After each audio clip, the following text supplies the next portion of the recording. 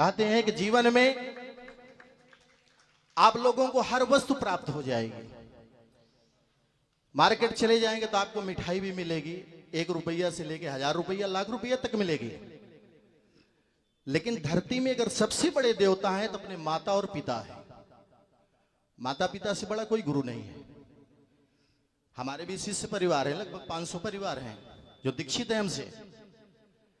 लेकिन हम लोग जो गुरु परंपरा में आते हैं, चौथे नंबर पे आते हैं। प्रथम गुरु मां हुआ करती है। जो क्रिया मां सिखाती है वो तीनों गुरु नहीं सिखाते। प्रथम मां, दूसरा होता है शिक्षक, तीसरा होता है जब यज्ञोपवीत संस्कार होता है तो अपने जो उपरेहित होते हैं गायत्री मंत्र कान में दिया करते हैं, वो भी गुरु हैं। चौथे आध्यात्म के होते हैं। तो हम लोगों का नंबर महाराज जी चौथे नंबर पे है आध्यात्म से। तो कहते हैं कि अगर भगवान को प्राप्त करना है तो पहले माता पिता की सेवा करो। जिस मां ने अपने बच्चे की बचपना में सेवा नहीं किया है वो वृद्धावस्था में बालक सेवा नहीं करेगा कदाप। जिसने अपने दूध को पिलाया ही नहीं कोशिश करे कि वृद्धावस्था में सेवा करे तो हरगिज लाग नहीं करेगा। अपने बच्चे को अपना स्तनपान करके उसको ऋणी बनाइए। आज देखते हैं कि वृद्धाश्रम हर जगह पे खुलता है। सब लोग प्रयास करते हैं कि वृद्धाश्रम खुले, वृद्धाश्रम खुले, लेकिन वृद्धाश्रम खुले क्यों?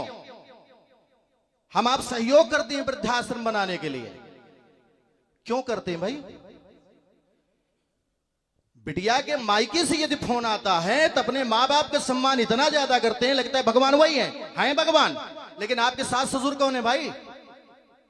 वो भी तो तुम्हारे लिए भगवान है। जैसे अपने माँ बाप का सम्मान करते हो उसी प्रकार से अपने सास ससुर का भी करिए। आज वृद्धाश्रम जितने खुल रहे हैं 80% सहयोग हमारा आपका है, उसमें 1% नहीं 80% है। तो माताओं से यही निवेदन है कि सास ससुर का सम्मान करिए, वृद्धाश्रम न खुलने पाए। आज अगर वृद्धाश्रम खुल गया या खुल रहा है, अंत में हम भी वृद्धावस्था को जब प्राप्त होंगे हमारे भी बच्चे वहीं पे ठेल देंगे आपको। आज जो सनातन धर्म लेके चला हूं, अपना भी आश्रम बन रहा। अभी महाराज जी से बताया, एक कांटी में आश्रम, एक जिस तरह में 2 आश्रम मेरे बन रहे हैं। लेकिन उसमें वृद्धाश्रम की कोई व्यवस्था नहीं है हमारे यहाँ। गौ सेवा है, विद्यालय है, गुरुकुल, ये चलेगा। लेकिन कोशिश यही रखता है कि वृद्धाश्रम ना खुले।